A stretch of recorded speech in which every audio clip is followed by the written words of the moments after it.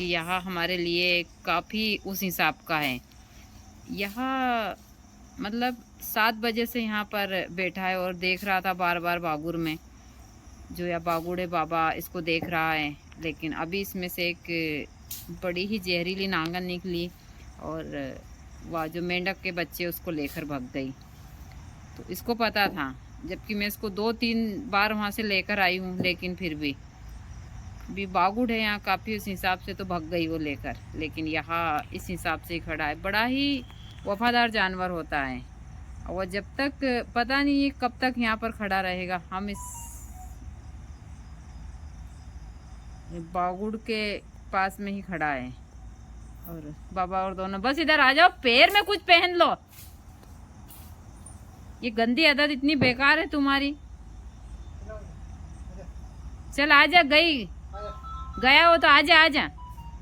जय माता दी सभी को, हर हर महादेव। अभी आई थी मैं तालाब के ऊपर मछलियों को दाना देने, क्योंकि अभी चल रहे पितृपक्ष। ऐसे तो मैं हमेशा ही मछलियों को दाना देती हूँ, लेकिन सुबह का समय है और सूर्य भगवान अपनी पहली किरण के साथ आ चुके हैं, देख सकते हैं आप। और उसी के साथ साथ मैं दे रही हूँ मछलियों को दाना। काफ़ी मात्रा में यहाँ मछलियाँ, छोटी छोटी बेबी है, बड़ी मछलियाँ हैं। कहते हैं ना कि मछली है उनका पूरा परिवार है, और वह काफ़ी मात्रा में यहाँ पर है। अभी जो हमारे तालाब में जो कमल है वह ऊपर आ चुके हैं, उनमें भी काफ़ी मात्रा में फूल वगैरह है। तो जो सुबह का दृश्य हमारे यहाँ का वह इस प्रकार से है।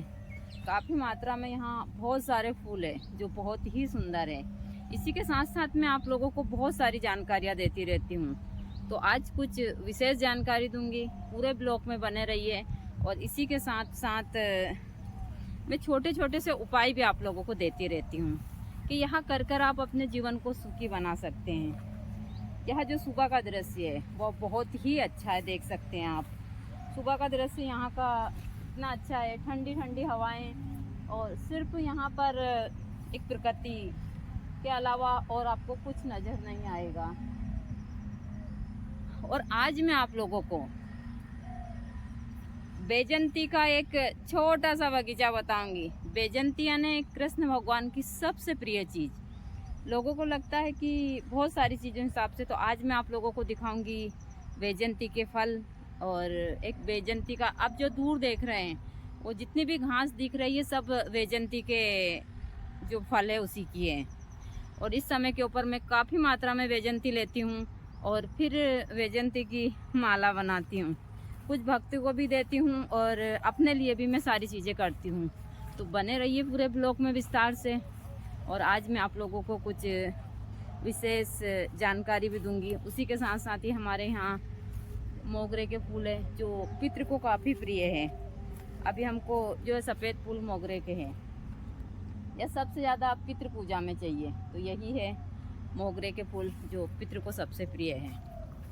तो इसी प्रकार से मेरी सारी चीज़ें चलती है। अब मैं थोड़ा सा जो भी बाकी का काम काज है वह निपटा लेती हूँ।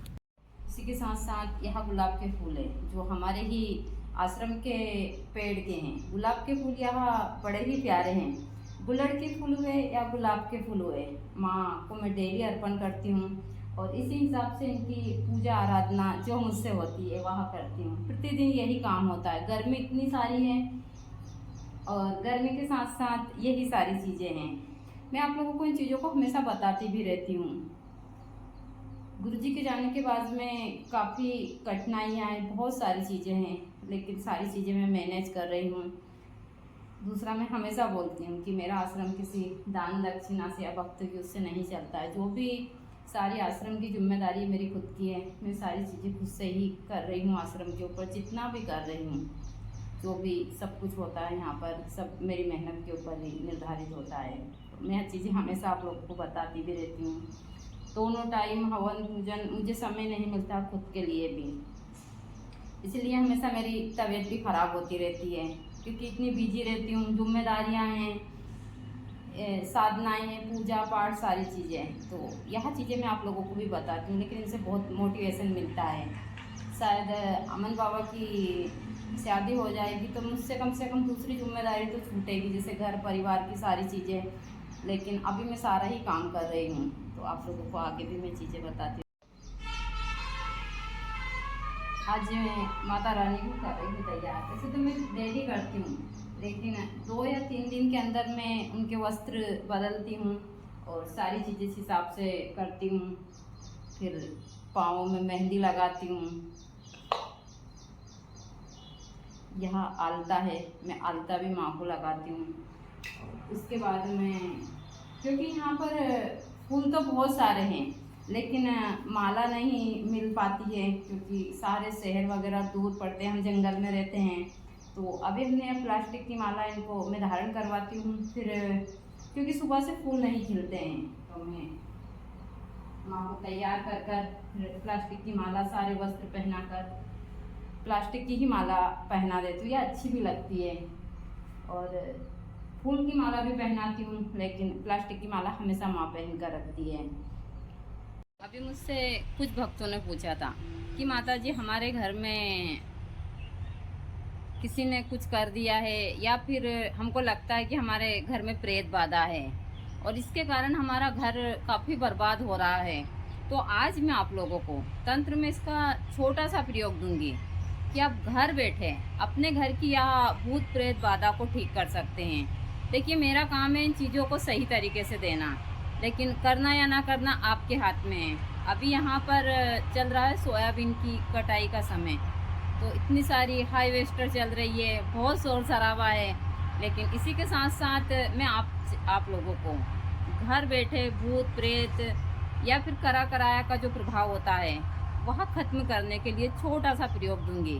तो पूरा ब्लॉग विस्तार से देखिए। देखने के बाद में आप लोग इन चीज़ों को कर घर बैठे अपने घर को एक सुरक्षा कवच प्रदान कर सकते हैं। मैं छोटा सा एक अनुष्ठान बताऊंगी, उस अनुष्ठान से आप अपने घर की सारी एनर्जियों को ख़त्म कर सकते हैं।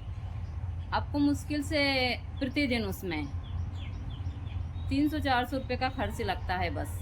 इसमें आप कुछ ही दिन में, 6-7 दिन में अपने घर की जितनी भी गलत एनर्जियां हैं इनको नष्ट कर सकते हैं। तो अभी आ रही है नवरात्रि, और नवरात्रि में यह क्रिया कर आप अपने घर को एक अच्छा सुरक्षा कवच प्रदान कर सकते हैं। तो आज मैं आप लोगों को वही छोटे से कुछ एक आध प्रयोग दूंगी और एक छोटा सा अनुष्ठान बताऊंगी। तो बने रहिए पूरे ब्लॉग में, विस्तार से देखिए। देखने के बाद में यह क्रिया जरूर कीजिए। और यह हमारे यहाँ का सुबह का दृश्य है, हल्का हल्का कोहरा है और कोहरे के साथ में ही शोर शराबा काफ़ी है, क्योंकि अभी यहाँ पर किसानों के खेत में चल रही है हार्वेस्टर। सुबह के टाइम सब जा रही है खेतों पर, तो काफ़ी शोर शराबा है। तो इसी हिसाब का हमारे यहाँ का दृश्य होता है। तो आप पूरा ब्लॉग विस्तार से देखिए। देखने के बाद में यह प्रयोग आप कर सकते हैं।